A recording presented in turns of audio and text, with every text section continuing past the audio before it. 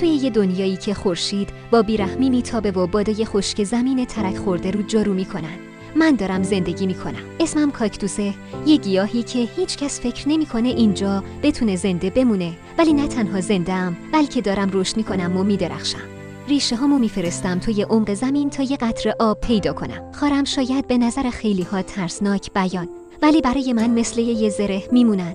انگار یه جنگجو هستم که آماده مقابله با هر چالشیم. روزامو زیر آفتاب داغ میگذرونم و شبها وقتی ستاره ها توی آسمون برق میزنن با بادراز و نیاز میکنم. یه روز بارونی اومد، کوتاه بود ولی پر از زندگی. آب بارونو تو قلبم ذخیره کردم و یه شکوفه قشنگ دادم، شکوفه‌ای که ثابت کرد حتی توی سخت‌ترین شرایط میتونی رشد کنی و زیبایی خلق کنی.